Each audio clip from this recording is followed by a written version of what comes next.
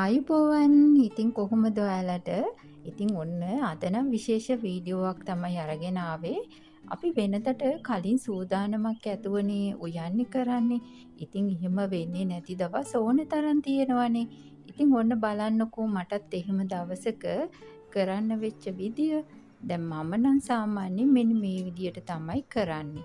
ඉතින් උදේට නැගිටලා තේ ටික ඉස්සෙල්ලාම හදාගන්න ඕනේනේ. අපේ ගෙදර අය තේ බොන්න පුරුදු වෙලා තින්නේ. ඉතින් ඒ නිසා වතුර ටික තියලා ලිපේ ඔන්න ඔය විදියට කවුන්ටර් টොප් එකේ ඩෙටෝල් දාලා පොඩ්ඩක් පිහදාලා ඊළඟට ඔන්න තේ ටික හදාගන්නවා මේ විදියට.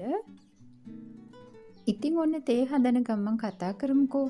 දැන් උදේට සාමාන්‍යයෙන් කිසිම දෙයක් කරන්න නැතුව තිබිලා උයන්න ගන්නකොට ටිකක් බයකුත් තියෙනවනේ වෙලාවට කරගන්න පුළුවන් වේද කියලා. මෙන්න මේ විදියට කරොත් නම් ඔයාලට කිසිම බයක් වෙන්න ඕනේ නැහැ. පැයක් ඇතුළත ව්‍යංජන 4කුත් එක්ක බත් එකක් උයා ගන්න පුළුවන්. ඉතින් ඔන්න ඔය විදිහට මුලින්ම වතුර එක ලිපේ තියලා තේ ටික හදාගත්තට පස්සේ අපි මුලින්ම මෙන්න මේ වගේ හාල් ටික හොදලා රයිස් කුකර් එකට දාන අයට එහෙම රයිස් කුකර් එක පාවිච්චි කරන්න පුළුවන්. මම නම් ප්‍රෙෂර් කුකර් එක තමයි පාවිච්චි කරන්නේ. ඉතින් විනාඩි 5ක් ඇතුළත බත් එක හදාගන්න පුළුවන්. ඉතින් ඔන්න ඔය විදිහට මේ වගේ ලී කූරක් පාවිච්චි කරනවා මම. මේක නම් පත්තක්. ඉතින් ඒක හරිම පහසුයි මෙන්න මේ වගේ බත් එක කිව්වට පස්සේ කැට කඩන්න.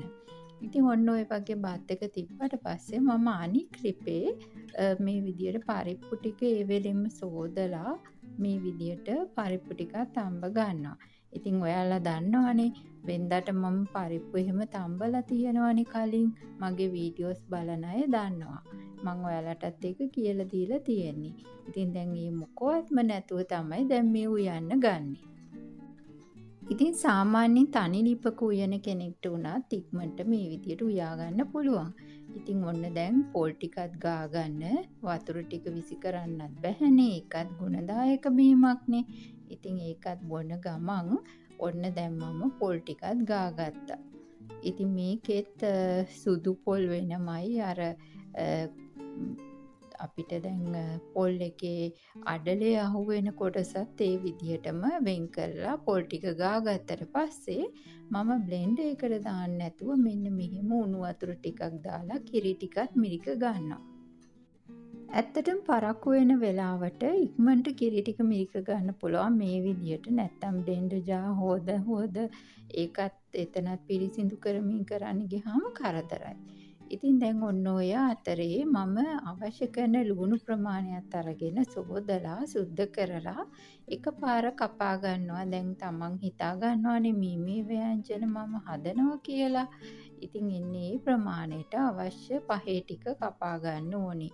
ලුණු ටිකක්, අමු මිරිස් ටිකක්, රම්පේ කරපිංචා ටිකක් සූදානම් කරගන්න. ඊළඟට කුරුඳු පොතු වෙනසාල් ඒ වගේ දේවලුත් හොදලා කරලා මෙන්න මේ වගේ ටට්ටක් ගාලා වෙන වෙනම තියාගන්න. සුදු ලුණු අමු ඉඟුරු ටිකකුත් මේ ගාම ලෑස්ති කරගන්න. දැන් ඔයාලා උයන ද්‍රව්‍ය අනුව ඒක කරන්න පුළුවන්. දැන් ඉතින් පරිප්පු එක මේ වෙද්දි තැම්බිලා ඉවරයි. මම ටක් ගාලා ඒක ටෙම්පරාදු කරගන්න තමයි දැන් මේ හදන්නේ.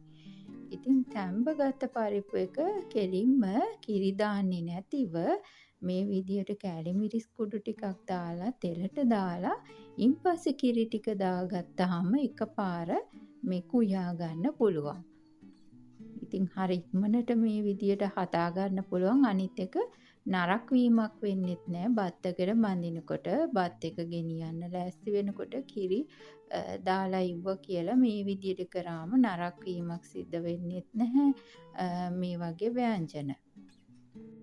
දැන් හොඳට ওই විදියට පරිප්පු එක තැම්බෙන්න තියන්න කිරි දැම්මට පස්සේ ඒ අතරේ ගෝවා ටිකක් මම තෙල් දාන්න ලෑස්ති කරගත්තා. ඉතින් ඒක සූදානම් කරගත්තා සෝදලා කරලා.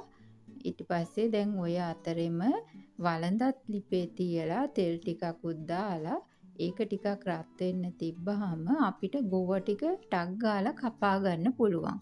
ඉතින් ඊට පස්සේ ගෝවා එකට අවශ්‍ය කරන අඩුම කුඩුම එකතු කරගන්න ඕනේනේ.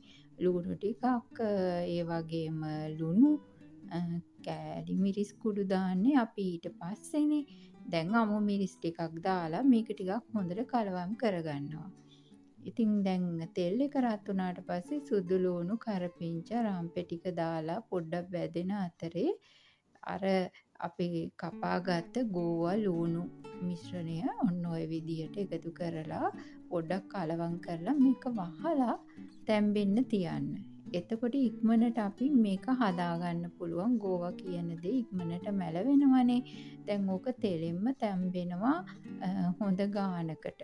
ඉතින් ඔන්න ඔය වගේ ටිකක් කලවම් කර කර සැරෙන් සැරේ වහ ඒක තියාගන්න පුළුවන්. අඩු ගින්දරේ තමයි තියන්න ඕනේ.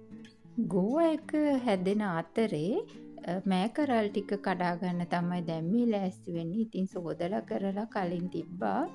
ඒ නිසා ලේසි ඉක්මනට කඩා ගන්න. දැන් ඒ අතරේ ලිපත් බලන්න ඕනේ. ඉතින් දැන් නම් හොඳ ගානට ගෝවා එක පදමට තැම්බිලා තියෙන්නේ. ඉතින් කෑලි මිරිස් කුඩුත් දාලා මේක හොඳට තෙලින්ම කලවම් කරගන්න තමයි තියෙන්නේ. ඔක වහලා තිබ්බාම හොඳ පදමට ගෝවා තෙල් දාන වෑංජනය හදාගන්න පුළුවන්. ඔන්න දැන් ඒකත් මම ලිපෙන් අයින් කරාට පස්සේ මෙන්න මේම හුමාලා යන්න චුට්ටක් වෙලා තියන්න ඕනේ. එක පාට මේ උයපු ව්‍යංජන වහන්න එපා. ඉතින් ඒ ලිපටම මම ලිප වහන්නේ නැතුව මෑකරල් ව්‍යංජනේ තිබ්බා. ඉතින් මෑකරල් කිරට උයනකොට ඔයගොල්ලෝ දන්නවනේ අවශ්‍ය කරන පහේ ටික දාන්න. ඉතින් ඒක වතුරෙන් හරි දිය කිරෙන් හරි තැම්බෙන්න වහලා තියන්න පුළුවන්. ඉක්මනට වහලා හදාගන්න පුළුවන්. ඒ අතරේ මම කොළ ටික සුද්ධ කරා. දැන් මෙතන මම අරන් තියෙන්නේ ගොටු කොළ. ඉතින් හරි ඉක්මනට පහසුවෙන් මේක සුද්ධ කරගන්න පුළුවන්. දැන් මොන්න ඔය විදියට සුද්ධ කරලා සෝදගත්ත හොඳට පිරිසිදු කරගත්ත ගොටු කොළ ටික මේ වගේ කපා ගන්න ඕනේ. ඉතින් මේ කොළ වර්ග වගේ දේවල් උදේට මෙහෙම හදනකොට මේ වගේ ඒ කියන්නේ අපි දැන් කලින් සූදානම් කරලා තිබ්බා වුණත් මැල්ලුම් වගේ දේවල් අන්තිමට තමයි කපන්න ඕනේ.